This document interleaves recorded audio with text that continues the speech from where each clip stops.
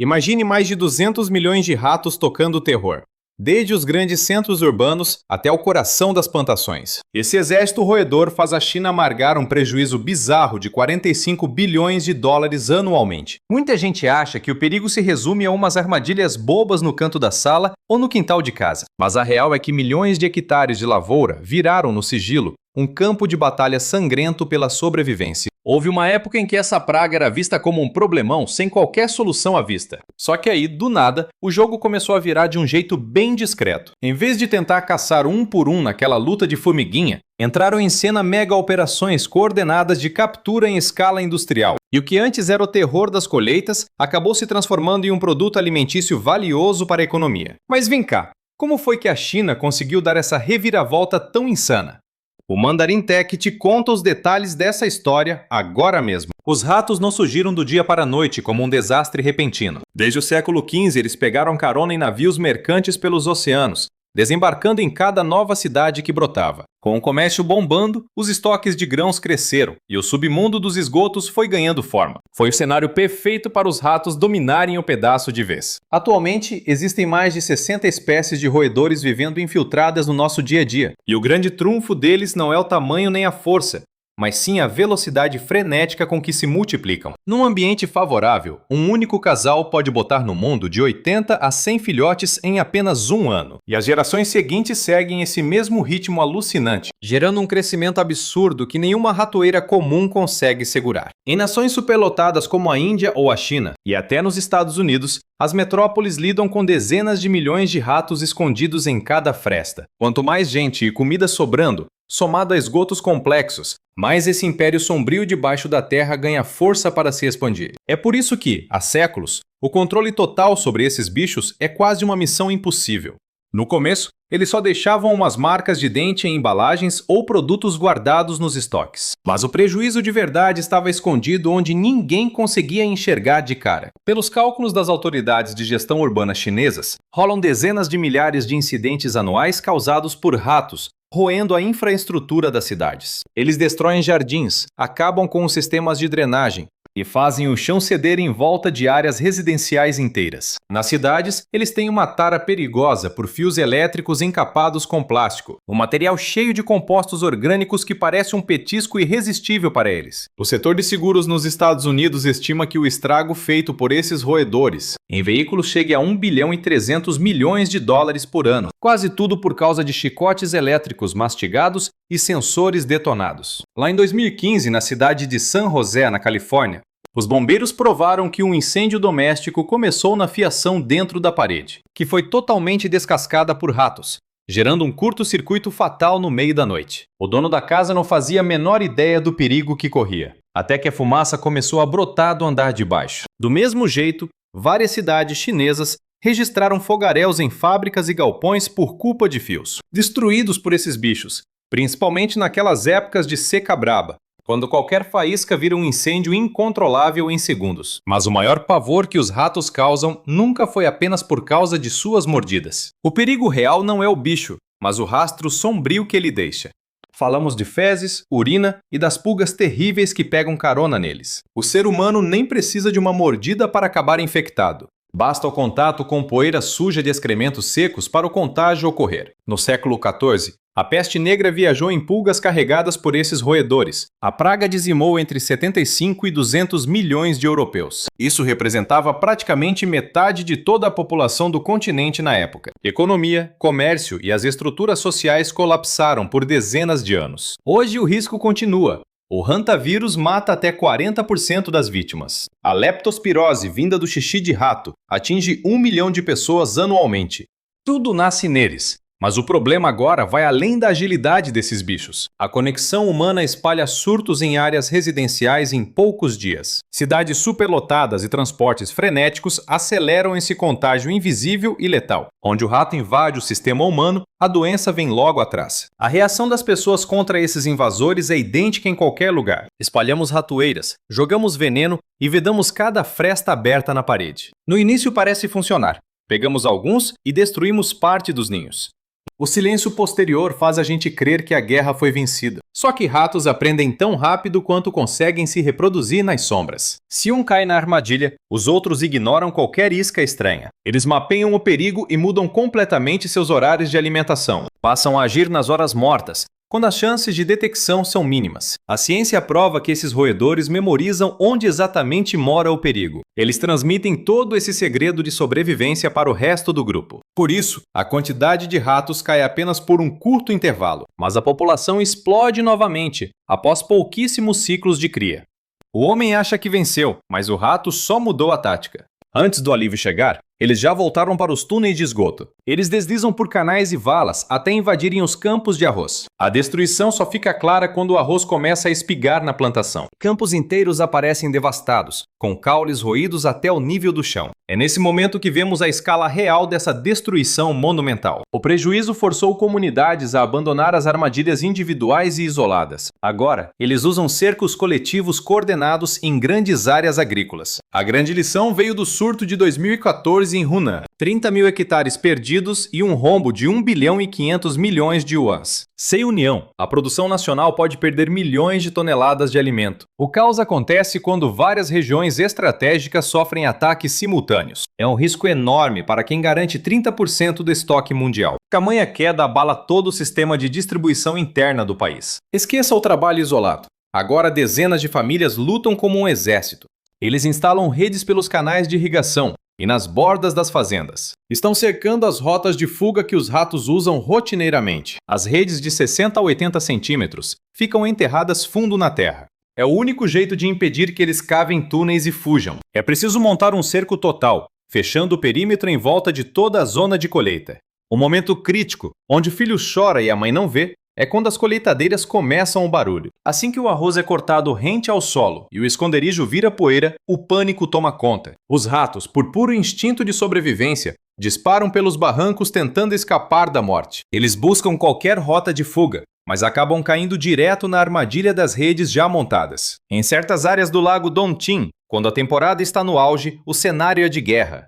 Uma única equipe consegue capturar de 10 mil a 20 mil ratos em questão de pouquíssimos dias. Se várias vilas atacam juntas, o saldo da operação pode passar de centenas de milhares por safra. Os custos da operação são rachados entre as famílias. Todo mundo colabora. Mas a verdade é que o sistema só mostra sua força brutal quando a escala aumenta. Em vez de caçar um por um, a estratégia passa o rodo em populações inteiras simultaneamente. Isso quebra o ritmo de reprodução e blinda os campos vizinhos contra novas invasões de pragas. Se não dá para exterminar o inimigo, o ser humano dá um jeito de transformá-lo em lucro. Pelos rincões rurais do sul e centro da China, a história desses roedores é bem diferente. Faz muito tempo que o rato do campo deixou de ser praga para virar estrela na culinária local. Após os mutirões, os bichos capturados sem contato com veneno são recolhidos ainda fresquinhos. Eles seguem para centros de processamento, onde são limpos e as vísceras são totalmente removidas. A carne passa por um cozimento pesado antes de chegar à mesa, garantindo total segurança alimentar. O banquete de rato de campo inclui desde assados suculentos até refogados bem apimentados, ou até ensopados com ervas típicas, custando apenas algumas dezenas de yuans por quilo. Não chega a ser um banquete de elite. É uma comida raiz feita para o povo. Mas é o suficiente para movimentar o mercado sólido, quando milhares de bichos são pegos na colheita. Esse trocado extra no bolso ajuda a aliviar as contas apertadas dos agricultores locais. Mas o grande trunfo dessa estratégia vai muito além do dinheiro. Esse consumo controlado significa que o rombo na população de ratos é grande demais para ser ignorado. Ao dizimar as colônias justamente quando elas estão lotadas, o golpe é quase mortal. O ritmo natural de recuperação deles despenca, deixando os roedores sem forças para reagir. Isso evita novos surtos na próxima safra, embora nem todo lugar queira comer o inimigo. Do outro lado do Oceano Pacífico, a guerra contra os ratos ganha contornos cinematográficos. É um combate menos industrializado, mas a intensidade é de deixar qualquer um de queixo caído. Nos interiores dos Estados Unidos, especialmente em estados como Texas, Illinois e Califórnia, o controle ainda é feito na base da tradição bruta, usando cães caçadores de ratos. Mas não se engane, não é qualquer vira-lata que aguenta o tranco dessa missão. Raças do tipo Terrier, como o Jack Russell e o Rat Terrier, são as lendas desse ramo. Esses cães foram forjados por gerações para aniquilar roedores em celeiros e silos de grãos. Eles são pequenos, velozes como um raio e possuem um reflexo que beira o sobrenatural. Com faro implacável, se eles sentem um ninho no feno, o fazendeiro nem perde tempo com armadilhas.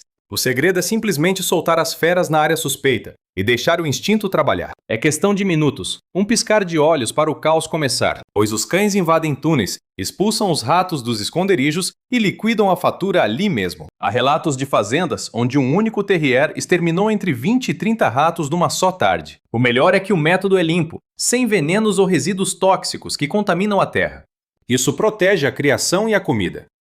Em metrópoles como Nova York e Chicago, a coisa é ainda mais séria. Esquadrões de cães fazem caçadas noturnas organizadas em parques e lixões urbanos, transformando o controle de pragas em um verdadeiro evento comunitário de limpeza. Além de usarem cães farejadores implacáveis, os Estados Unidos apostam em um esquema de controle semi-profissional surreal. Caçadores de ratos de aluguel dominam fazendas, silos de grãos e complexos industriais abandonados. Quando a infestação sai do controle e vira uma verdadeira invasão, os donos das terras convocam esquadrões de elite no extermínio de pragas. Dados da Associação Nacional de Gestão de Pragas revelam algo chocante.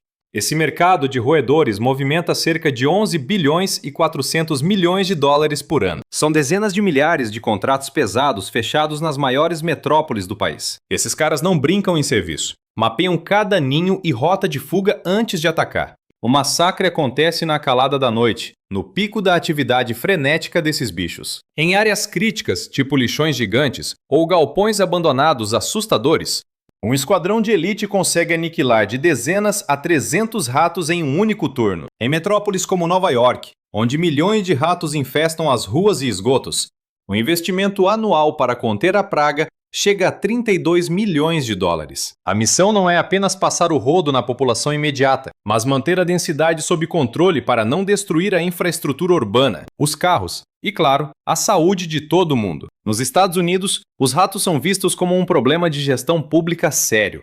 Sempre que a infestação explode em algum bairro específico, uma força-tarefa surge do nada para impedir que a praga invada a vizinhança. Em vez de esperar o caos total e uma epidemia generalizada, o foco é aniquilar os focos principais e manter o equilíbrio a longo prazo. Mas nem toda cidade tem rios de dinheiro como Nova York para gastar. Em cidadezinhas do interior e subúrbios mais pacatos, a solução é caseira.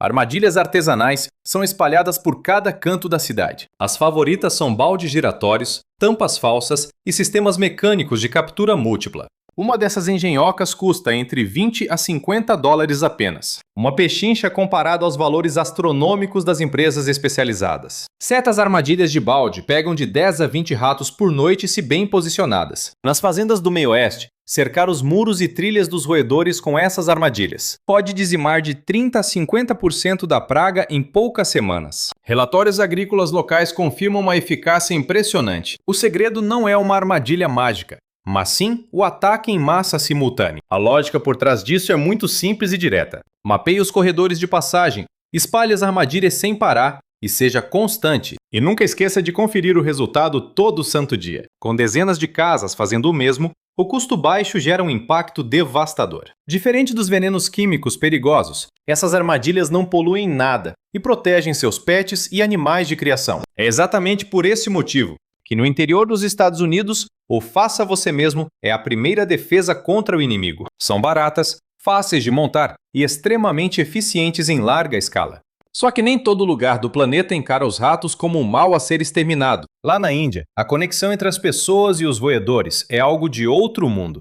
Uma relação complexa e enraizada na cultura deles. No coração do Rajastão, o templo Karni Mata serve de santuário para um exército de 25 mil ratos. Esses pequenos são chamados de cabas, e ninguém se atreve a expulsá-los de lá. Pelo contrário, essa galera ganha comida, proteção pesada e é tratada com total reverência. Quem entra no local precisa estar descalço e ter um cuidado absurdo para não machucar nenhum deles. Em uma escala maior, a Índia bota no mundo mais de 130 milhões de toneladas de arroz anualmente. Só que o prejuízo no campo é tenso, com os ratos devorando entre 5 a 10% da colheita.